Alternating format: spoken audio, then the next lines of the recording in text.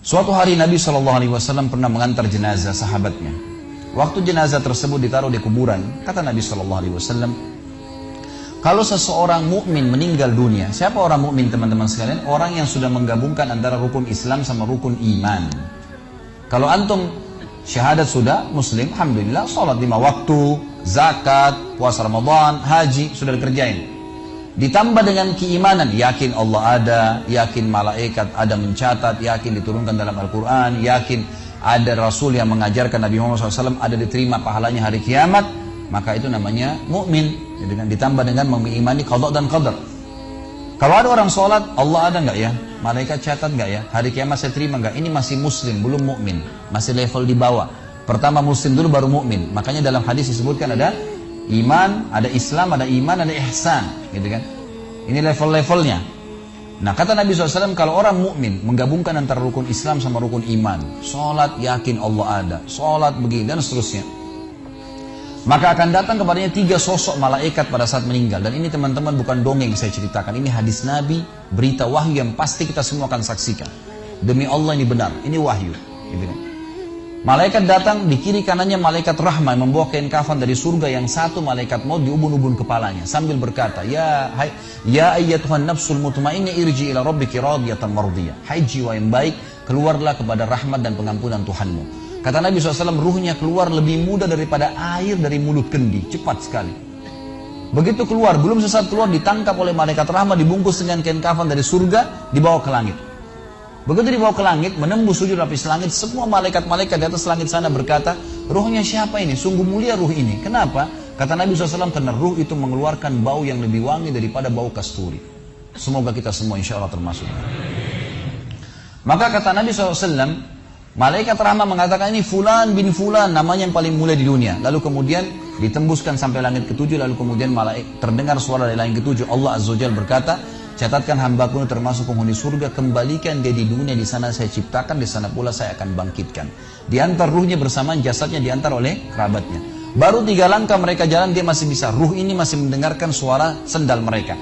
Lalu malaikat datang mendudukkan dia lalu berkata, siapa Tuhanmu, siapa nabimu, apa kitabmu? Lalu dia kalau orang beriman, kata Nabi SAW, Allah berfirman, yuthabbitullahu alladhina amanu bil qawli tsabit fil hayatid dunya fil akhirah. Allah akan tetapkan jawaban lisan orang-orang beriman di dunia. Kalau dia belajari agama ini lalu ditanya kenapa kau sholat, kenapa kau puasa, dia akan punya jawaban dari wahyu. Dan di akhirat kata ulama tafsir adalah yang dimaksud pertanyaan mungkar nakir atau malaikat di kuburan. Ringkas cerita adalah dia akan menjawab, Tuhanku Allah, Nabiku Muhammad, kitabku Al-Quran.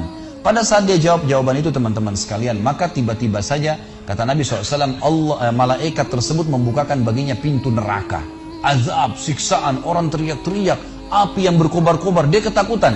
Kata malaikat, lihat dari apa Allah selamatkan dirimu. Karena kau beriman, kau gak jadi masuk sini. Ditutup. Supaya dia tahu nih, kalau dia berbuat salah akan masuk situ. Ditutup. Dibuka pintu surga, dayang-dayang, permadani, istana yang luas, luar biasa. Dia gembira. Lalu kata malaikat, kau akan masuk di sini. Maka si mayit tersebut pun berdoa mengatakan, ya Allah cepatkan waktu, karena aku ingin masuk ke dalam surgaku. Lalu datang di sebelahnya orang yang tampangnya gagah, badannya bersih, wangi, saking sempurnanya kata jenazah ini. Ruh ini berkata, siapa kamu ini? Sungguh sempurna ciptaan Allah pada dirimu. Maka dia berkata, diam dulu. Maka dia berkata, gitu kan? Dia berkata, saya amal soleh akan menemani kau sampai hari kiamat. Insya Allah setelah riwayat ini kita sholat. Saya amal soleh akan menemani kau sampai hari kiamat. Maka kata Nabi SAW terdengar suara, ya Allahu alam di sini disebutkan Allah atau malaikatnya, tapi yang jelas menyampaikan dari Allah Subhanahu Wa Taala, lapangkan kuburan hambaku ini seluas pandangan matanya dan bukakanlah pintu surga baginya setiap pagi dan petang dia melihat. Maka jadilah kuburannya taman dari taman surga sampai hari kebangkitan. Baik. Sebaliknya kata Nabi SAW, kalau orang fasik, siapa tadi fasik? Muslim yang masih berbuat maksiat. Teman-teman hati-hati. Jangan kena mengandalkan sudah syahadat kemudian bebas berbuat dosa. Hati-hati. Fasik dan orang kafir proses matinya sama. Kata Nabi SAW, orang fasik dan orang kafir akan datang kepadanya 3 malaikat. 2 malaikat azab di kiri kanannya, 1 malaikat maut di ubun-ubun kepalanya yang berkata, hai jiwa yang busuk, keluar kepada kemurkaan Tuhanmu. Maka ruhnya berantakan di tubuhnya, tidak berani keluar. Lalu malaikat maut menariknya dengan keras, ibaratnya seperti bulu domba yang dibasahkan, dililitkan di pohon berduri lalu ditarik dengan keras sehingga berantakan bulu domba itu. Keluar, belum sesaat keluar ditangkap oleh malaikat azab, dibungkus dengan kain kafan dari neraka, dibawa. Baru langit pertama nggak dibukain pintu oleh para malaikat.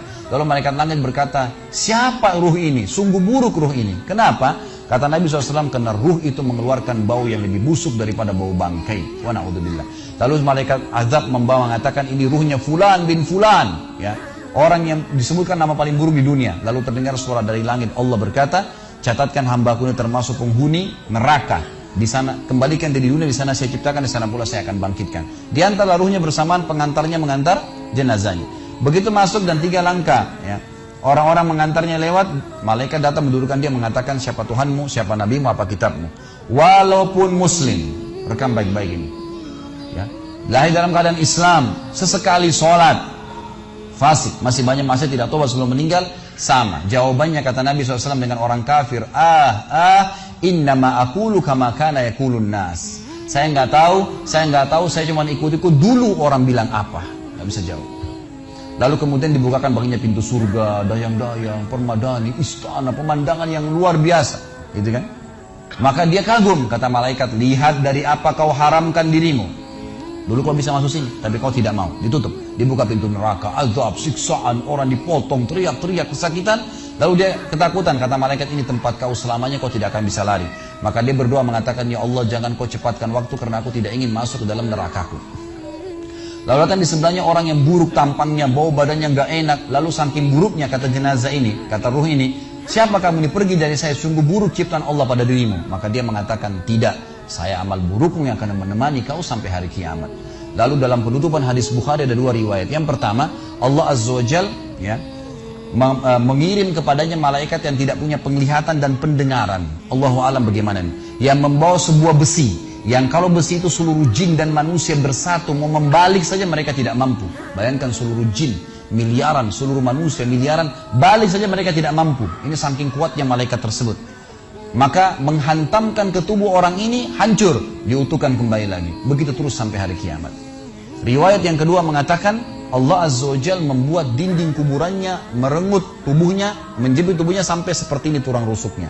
Kembali lagi. Kata ulama hadis digabungkan keduanya. Dipukul sambil diremukkan, dikembalikan lagi. Begitu terus sampai hari kiamat.